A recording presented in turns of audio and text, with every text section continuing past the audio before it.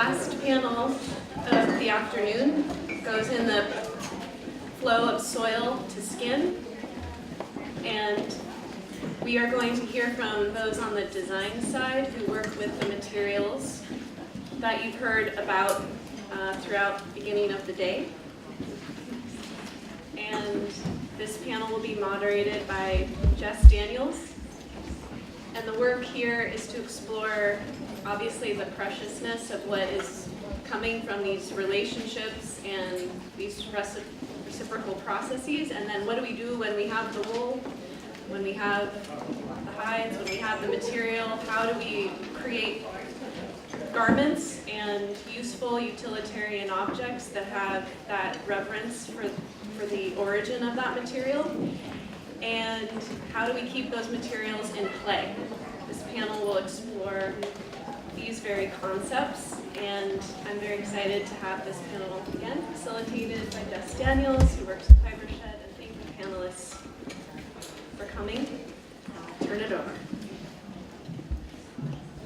Thank you, panelists, and thank you to everyone for joining us at the end of an incredible day here. We've heard so much about practices and perspectives on landscape management and engaging with the land, and through Fibershed, through our community, and even through all the incredible goods in the marketplace, we know that our materials connect us to the landscape and to supporting beneficial practices like some of what we've heard about, or to creating our material culture. And so this panel is focused on textile use, because we also know that on the flip side, globally, textile use is compromising our ecosystem health on every level, from individual to corporate to collective. And so we need to shift our behavior. And this question of why does material use matter was really brought into clarity by a paper that came out of a research group based in Norway. And so if we can go to the video clip. Thank you very much. I am Ingun Grimstad Klepp, and I am calling from Oslo, from the Consumption Research Norway here in Oslo. I would really very much like to be with you, but it's better this way, I hope. Yes, then we can start. And I am asked to tell you about this paper. It's called Does Use Matter? Comparison of Environmental Impact of Clothing Based on Fiber Type. And it was published this summer. Yeah, it is a paper that I worked together with Kirsi Laitala here at SIFO, and also Beverly Henry. But before I start with the paper, I think I should present myself a little bit more, and also the background for the paper. Norway is a land with sheep. We have a big country, not so many people, but we have the value chain for wool intact, and that is a very good thing. And I have been working with a lot of different projects on wool and also on the value chain, and I would love to talk about that to you today, but that has to wait. We have a project on this now, and in my heart, I think it is the wool that it is the beginning of this story I'm going to tell you. Lately, we have published on knitting history and on knitting recipes and on wool yarn qualities, and a lot of different topics in the project called Cruise. But earlier I have also been engaged with projects where we have investigated how the consumers care for wool and how wool should be cared for instance, whether it shrink with temperature or with the spine, the turn in the speed in the washing machine, and so on. So we know from before a lot about the consumers' habits and also how wool react to different treatments. And we then are Kirsi, my very good colleagues here at SIFO, and also in this paper, also Beverly, which is working in Australia. And I am educated in ethnology, which is a very historical subject, and Kirsi is in basic textile engineering, and she has been also working with design. She has a PhD in design. Before we started this paper, and for very many years, we have been working, Kirsi and I and others, with developing methods for research on clothing and wardrobes. And we have tried to find methods where we actually can say something more about the use phase of clothing. And in the beginning, this was not very much connected to environment, because the discussion about clothing and environment is actually quite new. But what we are doing is very much to ask a lot of questions, the same questions for each garment in the wardrobes. And this we can use for instance, saying something about why garments are discarded. This is from Kirsi's PhD. And you can see that there is differences between women and men.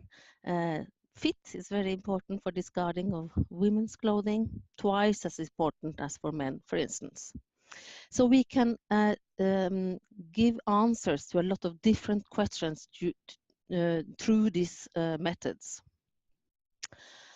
And last year we published also a method book on the different methods of studying the wardrobe and studying how clothes are used. And this is together with Kate Fletcher in London. And this work with the methods is important for as a background to understand this paper. Then the paper is a part of a project that we have for the Australian wool innovation, which is the wool industry in Australia. And you can see here the merino ships, which make money for the Australian wool industry. And they are raw material producers, first of all. And I have been there, seen the ships, and it's very, very different from the small scale production in Norway. The wool, the Australian wool innovation is of course concerned about how wool is looked upon regarding environmental impact. And the next, let me call them players, or in this story about the paper, is the Sustainable Apparel Coalition. And this is a very forceful coalition of the global textile industry. It is actually 1/3 of the apparel and footwear producing companies worldwide that are coming together to make change when it comes to sustainability. But they have different kind of tools to make this change and to help the members becoming more sustainable, and in the future also telling consumers how to behave to become more sustainable. And one of these tools are the HIG index. They compare different materials, textile materials, based on an LCA, life cycle assessment thinking. And a bit funny thing is that wool comes out to be one of the worst fibers in these ranking systems.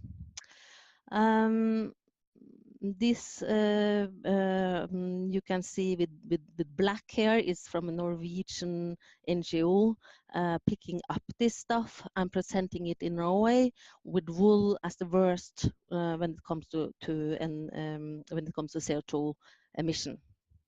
Polyester is just half as bad as wool, and this is way of ranking the fibers is based on an LCA thinking, but the LCAs on wool are not taking the use phase into consideration, and they're also it's a lot of other issues in how the LCA actually are made that could be and will be discussed.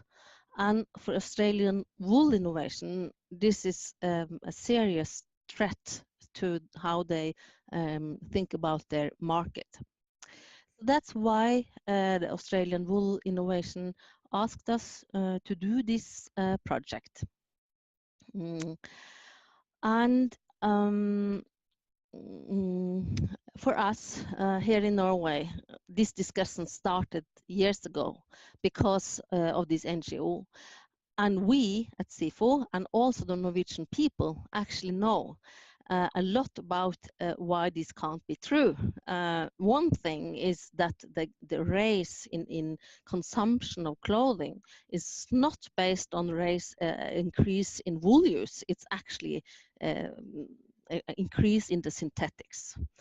Wool has been very stable as silk and it's actually the low price, the fast fashion is very much based on synthetics and also cotton, but first of all synthetics. So it's a bit unfair to blame wool, while the real problem, the raise of amount of clothing, is actually linked to another fiber. Another thing is that we knew also that if you are looking to wardrobes, and we have looked to a lot of wardrobes in Norway, it is the oldest garments in active use is actually very often wool. It is the national costumes, and it is our very much loved sweaters, Norwegian sweaters as you call them. We call them something else. Actually, if it's nearly 16 years, the oldest item in the wardrobe in average.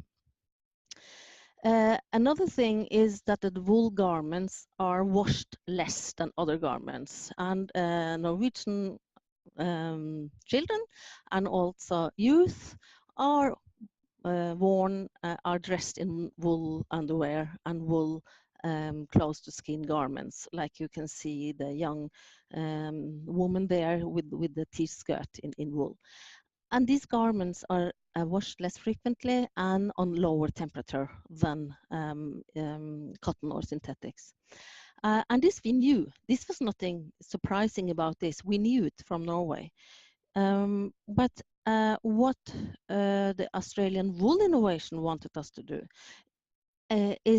was to look at the global knowledge about wool use compared to other fibers. So it was possible to discuss whether the use phase should take into consideration when we are comparing fibers. So we started up with a huge work looking at the whole global knowledge on use phase of clothing based on fiber. And we published 2 reports, and they can be downloaded from our website. The first one is the use phase of apparel, and the second one is microplastic pollution from textiles. And it's a lot of numbers in these publications, and I just picked out a few. If you are just looking at it and looking at the states compared to other countries, Norway or Europe, for instance, you will see that you are some sort of worst case, I'm sorry to say.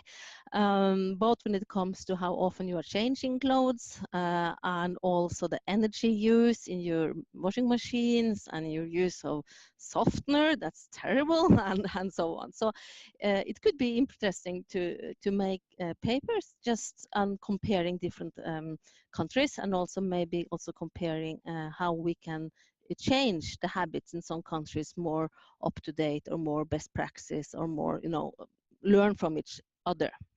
But anyway, this is something that could be done based on this report. But what we have published is actually one paper on global hand washing habits, and then this here is more numbers. It's a lot of numbers because washing seems to be quite a, you know, an easy task, but it's so many different parameters when you are trying to measure laundry. You know, different machines, different energy, different water use, differences in a lot of different parameters, and very important, the days of use before washing. Yeah. So this is a lot of counting, and we needed to count between different studies that has used different days or weeks, or, you know, different kind of measures. So it was a lot of work, and it was not me doing it. It was Kirsi, because she's much better than me on most things.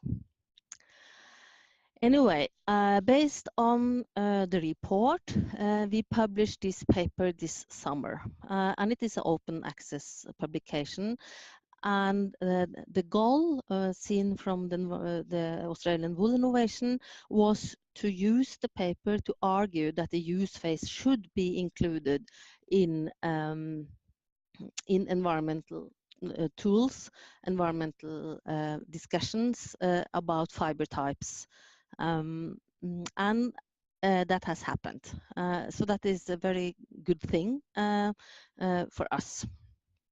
It is very satisfying to see that to produce new knowledge has an impact and are taken seriously. And that's the end of the clip, and I do hope you'll check out the full video. We'll have it online later this week. And I think, you know, it ends on the perfect question of, does use matter? And we've just heard that when use is considered as part of a full LCA, not only does fiber type matter, whether it's a natural fiber or synthetic, but how we use those fibers and how long we use them for really makes a difference in the overall footprint and how we value our textile systems.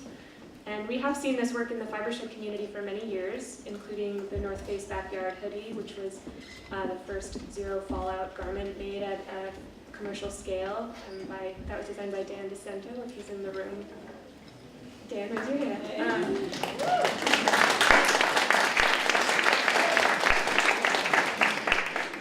And we also have some really inspiring use strategies to share today from our panel. And so, Sierra, I'm going to hand you this. So we'll get started with Sierra reading. Hi. I just want to first say I feel really honored to be here to echo what Brittany Colbush said. I just feel as if I've really grown up with this community, and looking at old Fibershed photos when I was like 20 feeding sheep, and now getting to be here and speaking is just a real honor.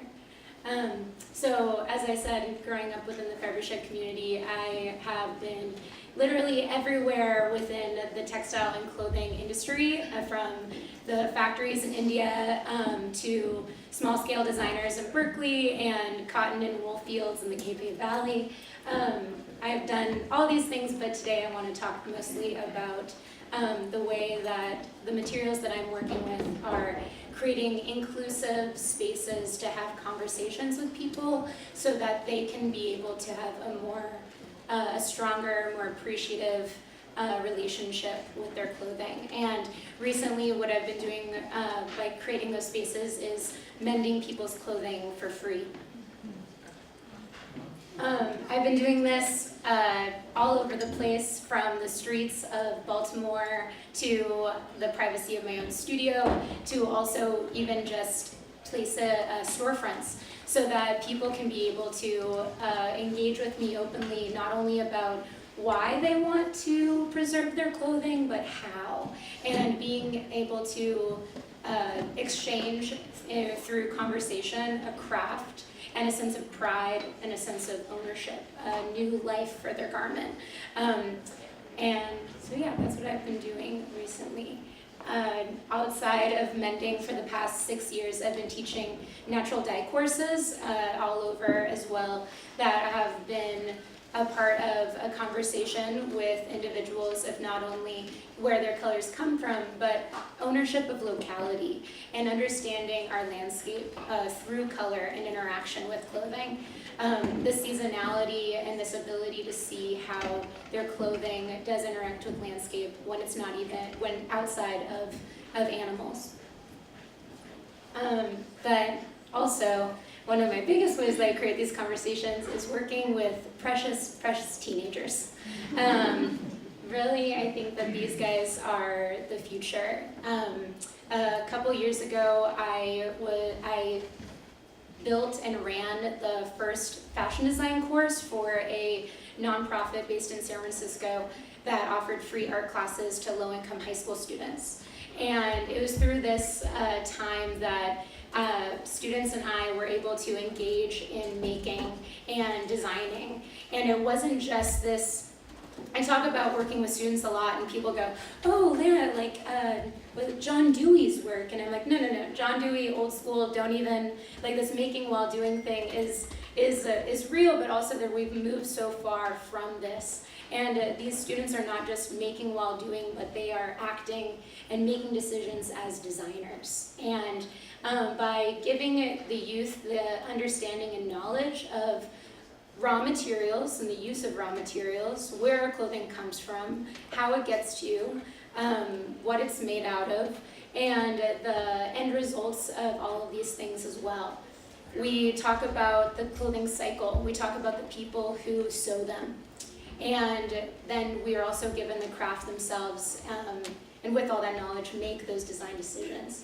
And it's when you give teenagers that knowledge, it's amazing the kind of responses and decisions that they make with it.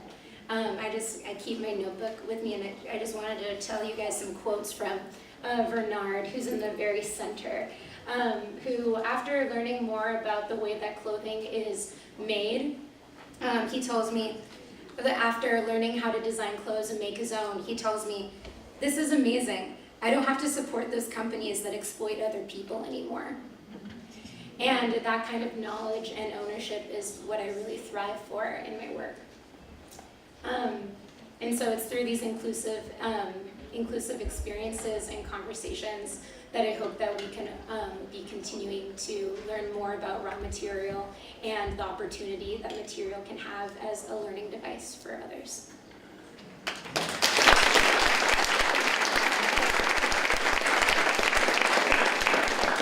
And Timo Rissanen has joined us from New York, from Parsons. Great. First of all, thank you so much, Fibershed and Rebecca, for having me here, and also thank you to all of the speakers today. I have learned a great deal, and for me as an educator, it's a great honor to be here too, because I've talked about Fibershed's work for years, but it's kind of a bit abstract, and now it's really real. So really, thank you for having me here. So this is the question that I think was posed to us in preparation for today. And as I thought about it, one of the first things that came to mind was this quote from an essay that's almost 15 years old now by my PhD supervisor, Cameron Tonkin-Wise. And it was from an essay that he wrote about the stuff that we are surrounded by. And the essay pretty much starts with a question, how will things end with things? And Cameron is a wonderful writer, and for me this quote from that essay, which really is a design brief for all of us, I think to design timely things that can last longer by being able to change over time, is an incredibly powerful call to design against what Ingun spoke about on the video, because in today's world, more than half of the clothing that we buy, we own for less than a year. And then when you consider the fact that of all of the clothing that we buy, more than 60% is polyester, it will be around forever, or more or less forever. Certainly if you think in terms of human lifetimes, those garments will outlast us as individuals by far. And so I do think that this call, even 15 years later, is still very valid, and it's particularly valid for those of us who work in fashion. And this was also very influential for me during my PhD research. And during that research, this was a garment, or a series of garments from a place called Awaji Island in Japan, that for me were kind of an embodiment of that call from Cameron. And these coats were worn in what were fairly poor fishing communities, but they were worn by the father of the family. And in many cases, these were worn by several generations for up to 100 years. And to me, that's something that really resonates. Garments that last longer than an individual human lifespan. And it's not to say that all garments should be like that, but I think certainly in response to the kind of fleeting relationships that we now have with clothing is at least something we should consider. And I then brought that question into my own work to think about what would that look like embodied in a kind of a contemporary fashion context, and that's the shirt that I'm wearing now. So the beautiful version is the unworn version from 2009, and what you see on me now is the padded 9-year-old version that I've had to repair several times. So there's patches on both elbows. There's a big patch on the butt because I get caught in furniture and my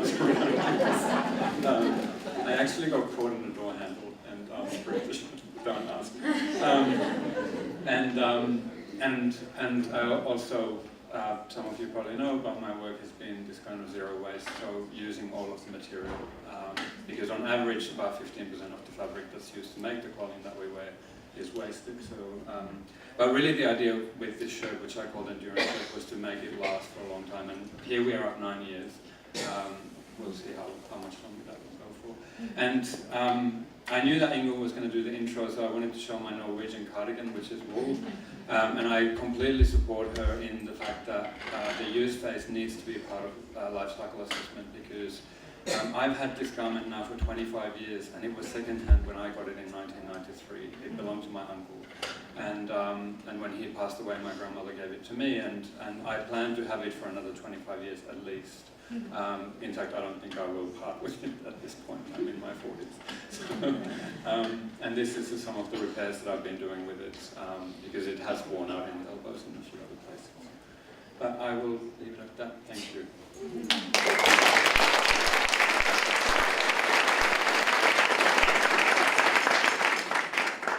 And Margot Lyons from Koyuchi. Hi everyone. I want to extend an enormous thank you to Rebecca, Jess, and everyone at Fibershed. I also feel incredibly honored to be here and never leave any interaction with someone from Fibershed without just a ton to think about and a ton to be inspired by. So thank you. I come here from Koyuchi, which also feels great to introduce since Point Reyes is actually the birthplace of this company. It was founded about 25 years ago, just down the street. And our commitment is to sell home textiles that are made from organic cotton, organic linen. We even have some climate beneficial wool in our assortment now. And so we're sourcing globally. We're selling mostly online. But as I said, we also have a home here, so there is a shop in Point Reyes Station. I highly recommend you go if you haven't been there and interfaced with our awesome team. So at Koyuchi, we live by the motto, made to higher standards, and there are really 4 pillars to that and to our commitment to protecting the Earth's resources. So our first pillar is organically grown. About 80% of what we sell is made from organic cotton. So we follow the GOTS standard, which is the Global Organic Textile Standard, which is a leading organic certification for textiles. Our second pillar is to be minimally processed. So chemicals are just unavoidable in textile processing, even in organic. So we try to use mechanical finishes where possible instead of chemicals. We also have the GOTS standard as a guideline. They are reviewing and approving any chemical we use in our products for health and safety for humans and the environment. Our third pillar is to people. We have some handmade products, but most of it is made in industrial factories. So we try to find experts around the world in sheets and towels, duvet covers. And then we also try to work with people who are raw material producers, like many who you've heard from today, who are really committed to be stewards of the land. Lastly, we are committed to being inspired by the coast. So everything we make, we try to evoke coastal living, whether you live on the coast or not, in terms of color and texture, and also in durability. And so that brings me to why I think I'm here today, to talk about how we've made a new commitment to the use space. So we have a program called Koichi for Life, which we launched about 1.5 years ago. And this is just a little bit of background to the program. So basically, we have, as we've heard today, that we have a huge increase in consumption of textiles. Production models are pumping out apparel, but also home textiles at a really, really high rate. We're keeping them far less longer than we used to. So there's a really broad industry trend. Our landfills are full of textiles. We went off an EPA statistic that there were 10.5 million tons in the landfills, and as high as 13 million tons, and that's growing. At the time we were thinking about how we could impact the use space for our business, there are also emerging models from some of the other companies in our space. So Patagonia has a really awesome program, Warm Wear. Island Fisher has a program, Renew, and so we were sort of seeing these models in apparel and thinking, hey, can we do this in home? So how does it work? Koichi for Life, the main program, is basically a subscription program for home textiles. So you subscribe to a certain period of time and for a certain product. So we have select bedding and bath products that you can subscribe to for 6, 12, or 24 months. And so you use your product for that period of time, then you send it back, we send you a new set, and then our commitment to you is that we keep the used product out of the landfill. So what do we do with that? The second part of the program is really awesome. We have a partner called the Renewal Workshop, and they're in Oregon. So they take all the used product back, and they have a system to make that product basically new again, if they can. So they'll wash the product. They have a liquid CO2 machine that doesn't use water, it doesn't use any heat. They'll wash it and then they'll inspect it. So they'll do minor repairs in their factory so they can, sew seams and clip threads. And then they basically repackage the product and call it renewed product. We take it back here in Point Reyes and then we sell it. Anything that cannot be renewed completely can either be upcycled or we're holding it to be recycled. So what have we learned from this? It's been really awesome. As I said, it's about 1.5 years old. First and most importantly, we're able to extend the life of the product. So one of the priorities in the circular economy is to keep products in their intended use as long as possible. So we're able to do that with this program. We have learned that our product is really designed for recyclability. So we have 90% of our assortment is a single fiber, and that's the easiest and least expensive material to recycle, rather than blends or anything with lycra or spandex. We have the GOTS certification, so we know that we're not introducing anything harmful at recycling. We're seeing a shift in our design to using recycled materials, a shift in ownership on the consumer side, and we have been able to implement a take-back program. Last slide. Renewal Workshop works with a lot of partners. Koichi's not the only one. And so they're able to give us reports twice a year so we can measure our impact, see where we're able to have any opportunities for longevity, how we can grow the program in the future, and look for any design flaws.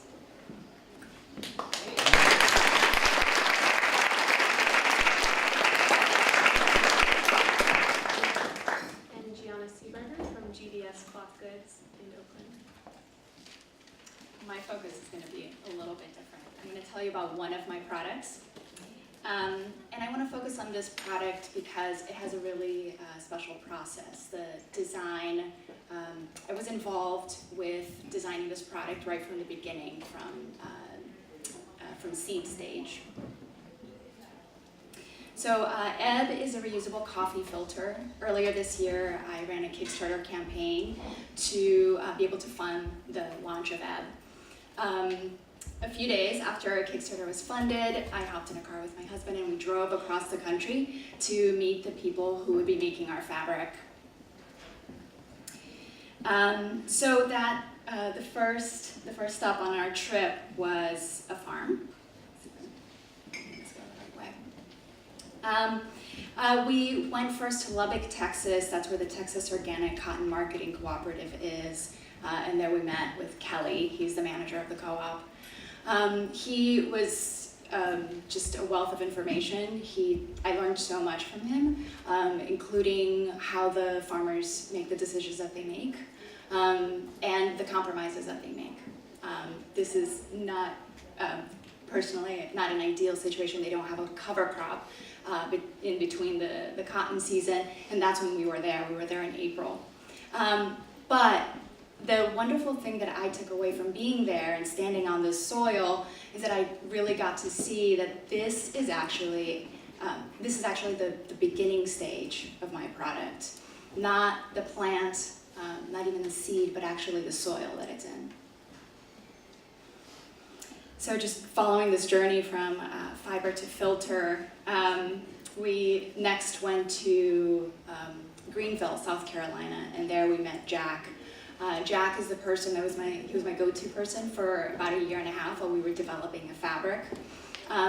He's the main person creating woven textiles from Texas Organic. And here we are looking at our fabric for our coffee filters being woven.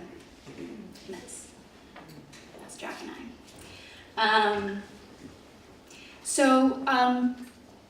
Our relationship for about a year looked like what I think of as slow motion tennis match, because he would send me a sample of fabric, I would sew that up into filters, hand it off to the professionals, the specialty coffee professionals, to test and then give me feedback. I would then take that information back to Jack, and together we would try to create a textile that made a better fabric for filtering coffee.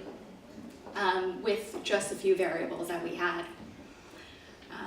One of these variables takes us to the next stop, which is Rock Hill, South Carolina. And you can't see much of us there, but that's Mike and I. And this dark sort of stripe down the middle is a fabric that we're looking at. Not our fabric, obviously. Our fabric is undyed and unbleached. There I got to learn a little bit more about the napping process. Napping is how you get a flannel. So the outside of a fabric is a twill. Well, our fabric is a twill. On the outside, you can really see that beautiful texture. And then on the inside, it's a flannel. So what flannel does for filtering coffee, it turns out, after much research, is that it helps the fabric behave more like paper by closing the gaps between the yarns and filtering out more solids from the coffee. So you have a more delicious tasting coffee. So a fair question might be, why does this matter and why do we want this? The truth is that it was not my goal to just create a coffee filter. It wasn't even my goal to create just another sustainable alternative. What I was trying to do is bring conversations to the table about source, about where materials come from. And with the growth of the specialty coffee industry and the presence, especially here in the Bay Area, I knew that I would have to appeal to that industry if I really wanted to make an impact.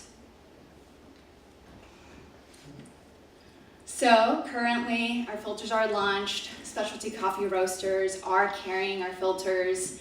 Online sales are picking up. Things are looking good.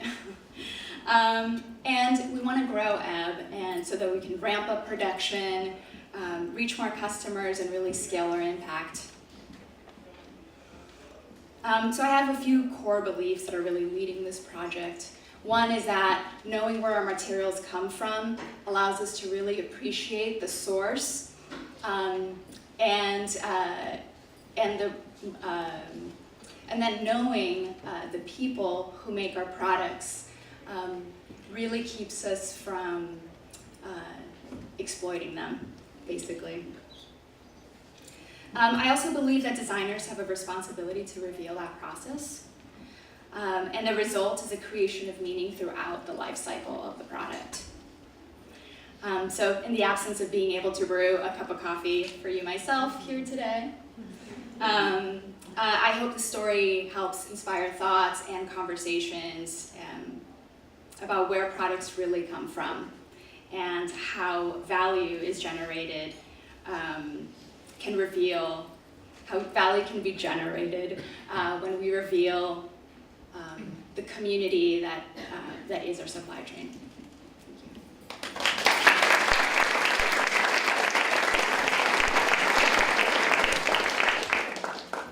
And Jennifer Daley. Hi everyone, I'm so delighted to be here, and likewise thank you Rebecca for inviting me, and Fibershed is doing so many amazing things. And I'm here to share a little bit about my project. I'm an entrepreneur and a textile developer, and about 8 years ago I started a project. I had to ask myself many questions before getting started with this. Textiles are part of being human for thousands of years, so what could I possibly bring to that rich heritage that wouldn't be more clutter? Could we reduce the quantity of things in our life and replace them with a few items of great quality? Could our ideas simplify our lives and make them richer at the same time? So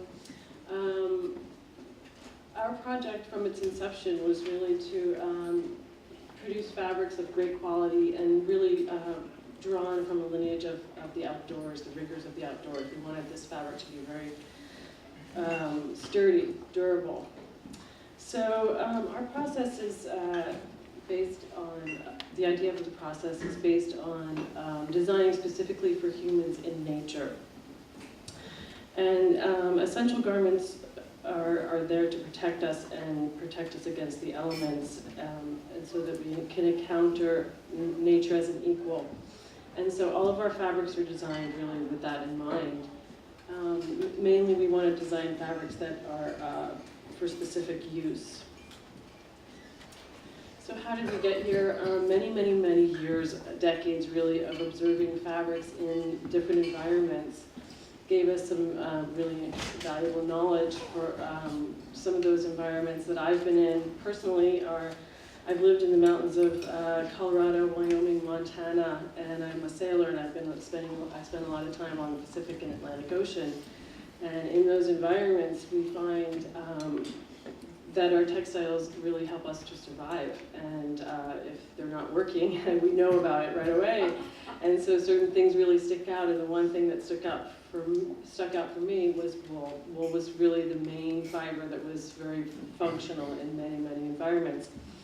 And so some of my friends are avalanche rescue people, and we would be out sometimes for days in 40 below weather. So we took wool and we used it as our base fiber, and we started developing that, and through a lot of trial and error, and we wanted to have a use cycle, checking our use cycle, and also we wanted a consistent, repeatable fabric that we could do in a commercial setting. And so through the process of this, we used the concepts of design stacking, which is the idea of having to solve many problems in one product or one project. So, we don't want to design just for one thing anymore. We want things to be multi-purposed. And so we do that. We look at how it performs, the durability and all of those things. And then we're also thinking about the fabric before, when we have an end product, we think about the fabric that we're going to design for that product. We don't just go buy a piece of fabric and make something out of it. We actually think about what is the end product, and we design and engineer the fabric for that thing. So we have a vertical manufacturing company, and so we source our own raw materials. We make our own custom yarns. We do our own weaving and product development, sewing production and everything. So we have a lot of control over it. And so because we have so much control over it, we're also getting into fire-resistant fabrics. You know, we have fabrics that are made out of cotton and you know, embedded, impregnated with chemicals, and that's what we're using for our fire-resistant fabrics. And so now we're getting into using wool as a very natural fiber for this, and I don't know why we're not using it. Right. Just try. Right, why are we not using that instead of chemicals? Right, so we're looking into, that's one of our projects now, is a fire-resistant fabric from wool. So thank you very much, and I look forward to answering any questions.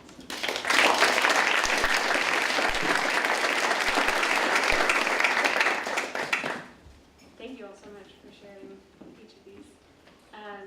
You were each bringing such intention to your approach. We've heard from how you are designing and creating to minimize waste or toxicity exposure or to increase durability and lifespan.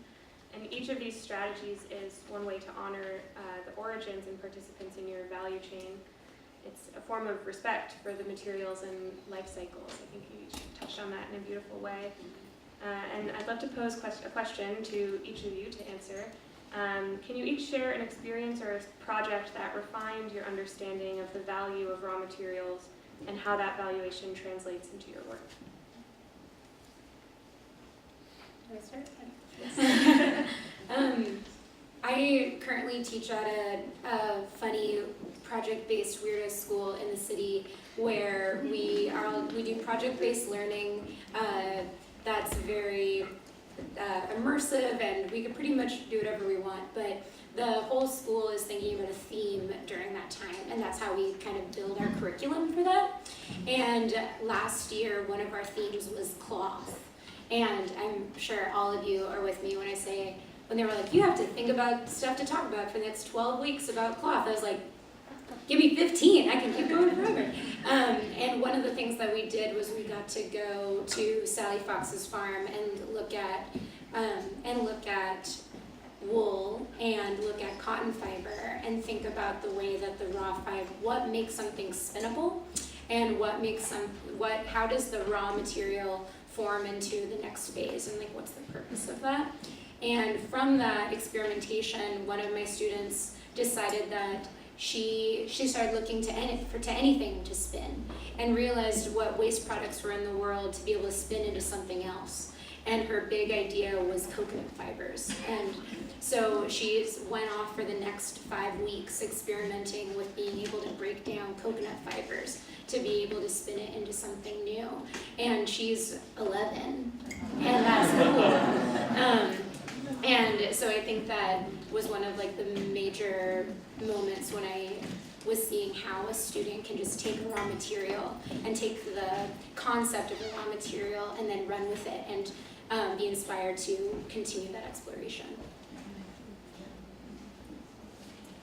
Just go to the line. For me, I think the first year of my PhD research, so 2004, 2005, when I started looking at how to design clothing without wasting any of the fabric, I had a lot of colleagues say to me, both in academia and in the fashion industry, why bother?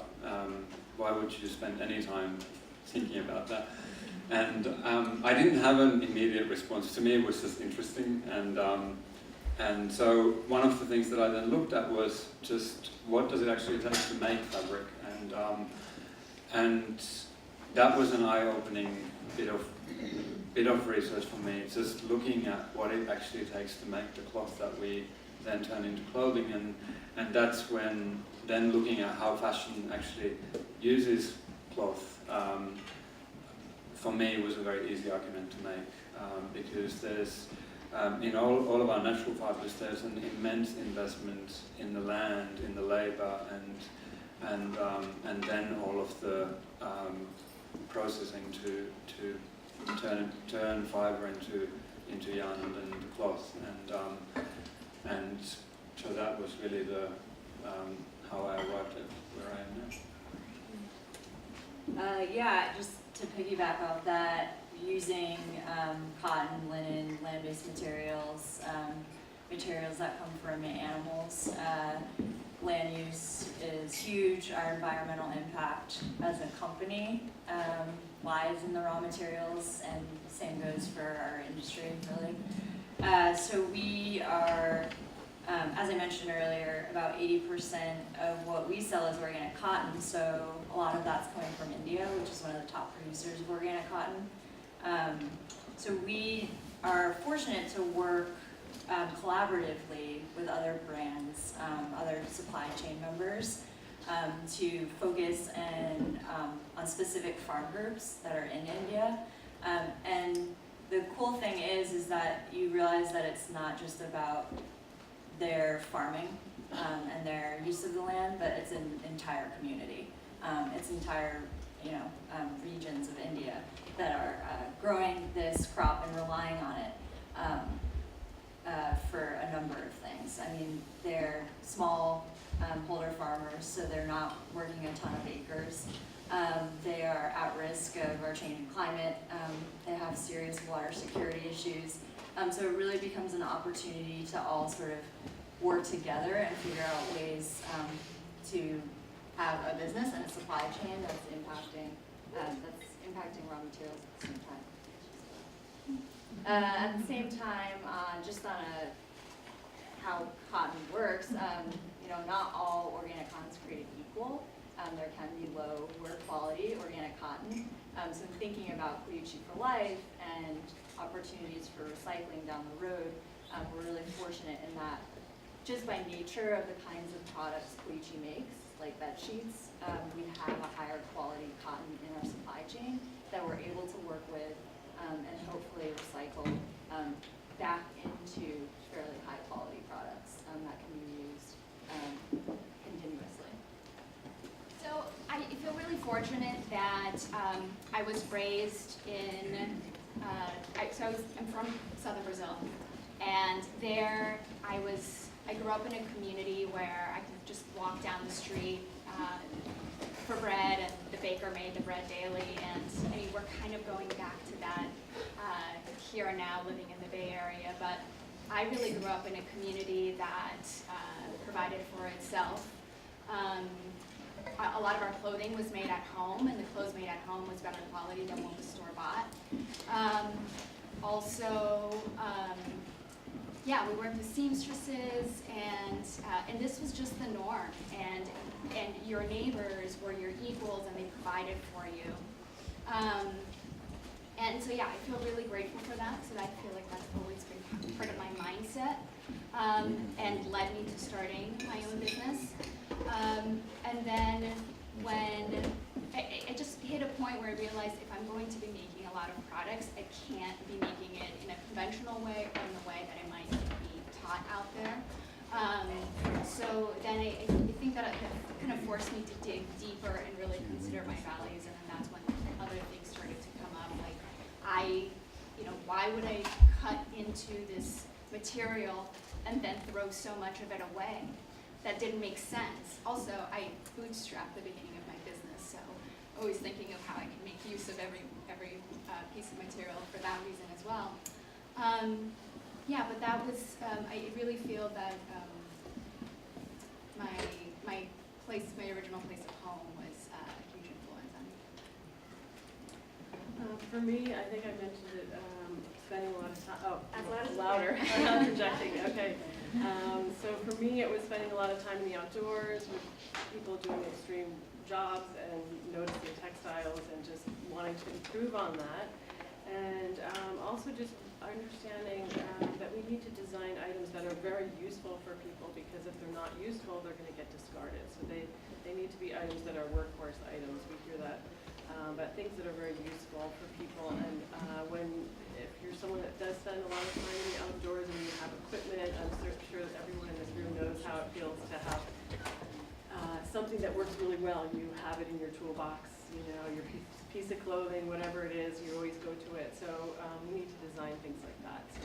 So those are the things that informed me. And when we spend a lot of time in the outdoors in these cold climates, we were we're always duct taping our things back together or sewing them or whatever. And so whoever had the most repairs on their clothing, it was won the award or something. But anyway, just really making things useful and making them last a long time and being able to repair them and keep the life going on them.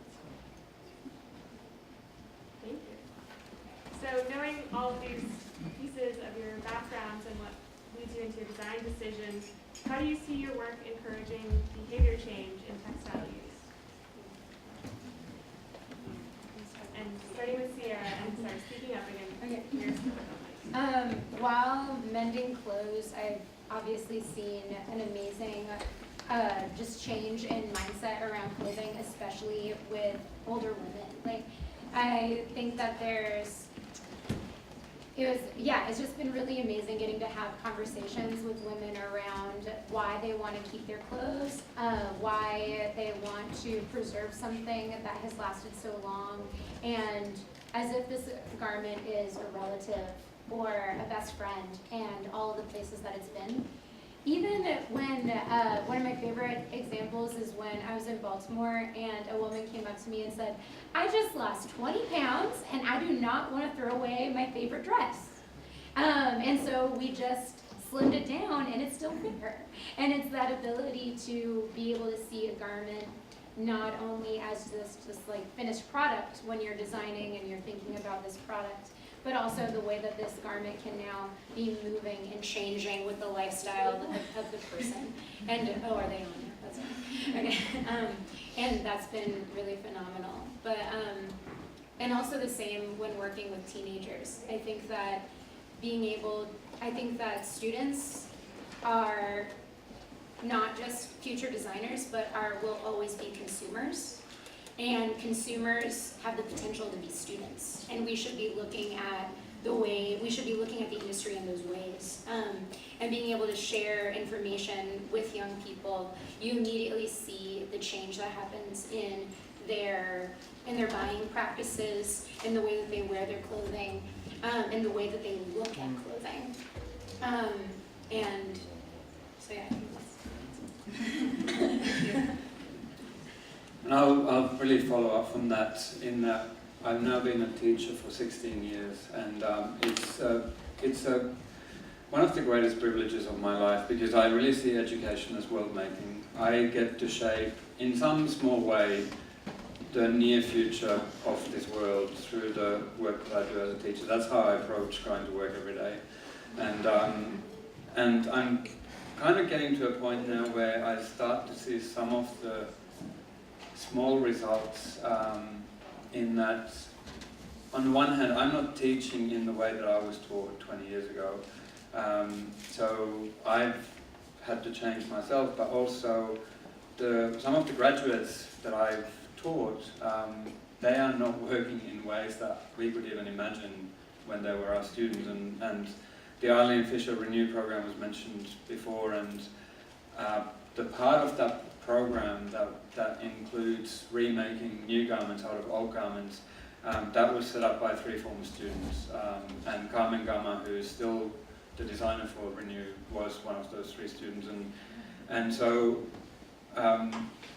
for me it's sometimes very difficult to stay hopeful in the face of the news that we get just in the last month with the IPCC report, and then the news of insects disappearing even from areas of the world where we're not spraying, to vertebrate populations across the world declining by, I believe, 60% since 1970. That's all just in the last month. It's difficult to sometimes stay optimistic in the face of that, but my students, I'm really thankful to them, because they are a source of hope for me, because they have a sense of the difference that they can make in the world, and we're having conversations now that I don't think we imagined possible 20 years ago when I was a student myself. So yeah, I think if any of you ever have the opportunity even to teach one day, take it. Thank you. Yeah, for Koyuchi for life. In the very beginning stages, there were just like so many basic questions around like a subscription for bedding. You know, who wants that? Who wants to use someone else's used sheets? Who else wants to use someone used towel? Like, is this actually a model that's sustainable, that's interesting, that's going to be economically viable? So it's been really great to have had the feedback we've been having. People are signing up for multiple subscriptions, not just one. They're signing up for the longest subscription, 24 months. The customers we've had so far for the Quaid Sugar Life program overwhelmingly would recommend it to somebody else. It's just really great to see when before that we hadn't ever done like a lot of research into purchase patterns, but we could see them based on purchases. So people were buying things, you know, every year, sometimes 2 to 3 years. I mean, it can be really personal for bedding, and especially organic bedding. So that's been very positive, just to see that there's hope to see changes from ownership to usership in bedding, which is already something people do. You know, we're sharing in hotels, we're sharing in Airbnbs. So this has just been something very small, and you know, it's something that needs to scale much larger very quickly to have the impact we all want. But yeah, overall it's been great. Yeah, I think that not just designers, but also business owners or people working within businesses do have this, mentioned earlier, responsibility to communicate with their audience, right, with their users. And the way, and there are several needs for that with all the products that I make. With the coffee filter, I recommend that the filter be stored in water and kept refrigerated between uses. That's gonna make the filter last a lot longer and continue to give you great tasting coffee. You're all having reactions to that. It's a little weird at first. But it's my job to convince you that that's a really good idea and that you really want to do that. So I'm gonna create a really beautiful product that's really fun to use, and I'm gonna make like some really gorgeous jar recommendations to go along with it. And it's this whole lifestyle that I'm creating, right? Like, you love making tea, you love making coffee. I'm going to create this product that fits into your life. That's my job, and I want to help you see that. So as a business owner and a marketer, I have all these tasks as the main person leading this business. Yeah, it's a big responsibility, and it's an honor too. I have a lot of fun with that. And then with the other products that I make, because I don't just make coffee filters, the smocks that Jess and I are wearing, and other clothing, aprons. There's a lot of teaching that goes along with a product. I mean, it's an opportunity to share information and share my passion with my audience and the users. I don't like to think of my customers as consumers. I don't like to think as the things that I make as something that they're going to take and then potentially be in a landfill one day. Luckily, if that does happen, my products will decompose. But yeah, the information goes along with that. Like, how do you care for it best? It's up to you what you do, but here's a suggestion. Here's a sort of blueprint for you to love this piece forever, because look at everything that has gone into all the people and all the places that have been part of making this for you. So here it is, it's your turn. Take care of it and make it last. For me, what I'd like to, is this working? Oh, yeah, it is working. Yes. For us to consume, how it informs my work now, right, is the question.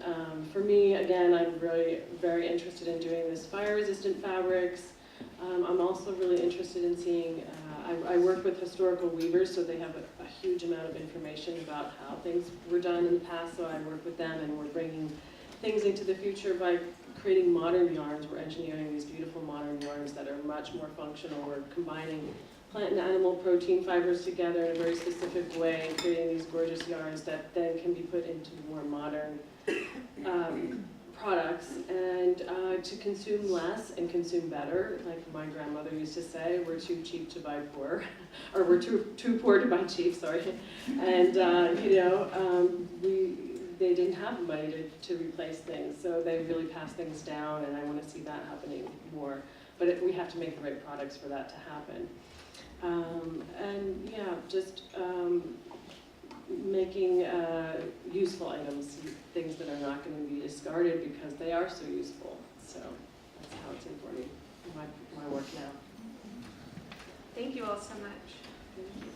We have time for one audience question. Anyone up there? Okay, yes. Hi, Loudly. Hi, Geana. I want to really congratulate you on being such a very effective salesperson. That's my first compliment. The second compliment is that it's entirely, first of all, you need to know I don't drink coffee, I drink tea. And I have no idea how coffee's made in this country. And what I'm really missing in your account is what is the data that shows using a cloth filter actually reduces the amount of energy that you're consuming by filtering coffee anyway. And I didn't hear any information about that at all. So I wondered if, and I know that you had very little time to talk, so I wondered if you'd like to answer that question. Can you? What is the gain in energy consumption using your filter versus paper filters that are classical for coffee filters in America? If you don't have the specific energy stat, perhaps around disposability versus longevity could be a similar theme, the energy of creating one cloth filter maybe against the energy that it takes to create disposable filters every year. I haven't done a life cycle analysis comparing both, but the coffee filter lasts as long as you want it to. We're kind of averaging out 100 uses, so compared to 100 pieces of paper. So just to give you a little background, our filters are made for pour-over coffee. Each time you make a pour-over coffee, that's one paper filter. Our filter allows you to use a cloth filter for 100 times, 200 times, however long you'd like to. So it replaces the need for a new paper filter each time. And typically the coffee filters aren't made out of recycled paper. So. And presumably you have actually tried to use it 100 times or 200 times, actually done that? Me and lots of other people. Good. Okay. Thank you. Thank you. Is it okay to go one more question? In the back, yes. I had a quick question regarding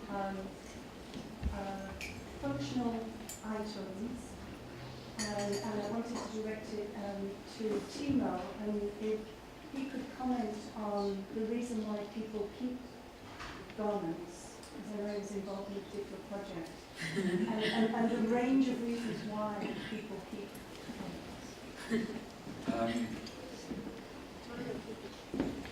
Oh, sure. Sorry, I'll repeat the question. The question is, what are the reasons why people keep garments? What do we know about that, the patterns and concerns for keeping garments? And the question refers to also a project that I was one participant in. It was led by Professor Kate Fletcher at London College of Fashion, called Local Wisdom. And the website address is localwisdom.info. And in that project, we interviewed about 500 people about the satisfaction that they get from clothing. And for the most part, that satisfaction had nothing to do with shopping. It had more to do with the kind of creative everyday use that we all actually do, all of us.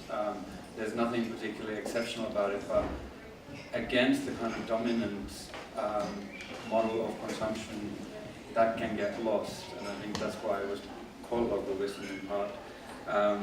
But the website really captures, because the sort of different patterns of use and modalities of use are documented on the website in different categories. But there are garments, for example, that, including a Norwegian cardigan that's been in the same family for 100 years and worn over 4 generations of women, And there's also a dress that is currently worn by 4 generations of women in the same family, and they've had the dress since the 1970s. I remember interviewing a guy in New York who only had 20 pairs of identical socks. And it was a really wonderful story when he had that. And so I think as we think about the kind of the problems of consumption in fashion, I think we also need to look at all of that we already know, and I know from my day that there's immense wisdom in this room, and we need to keep bringing it back to the surface and share it, and also share it outside of this room. But I don't know if that answers the question, but that's what I wanted to say. Sorry. I think it's a beautiful note to end on, and I just want to thank you all for your time and the amazing work that you're doing.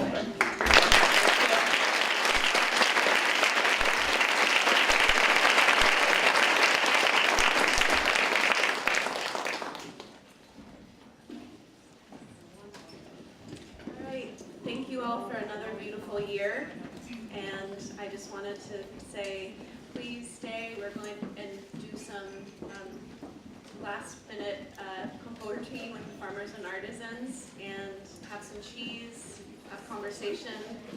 But the symposium and our conversations up here are complete. Thank you all.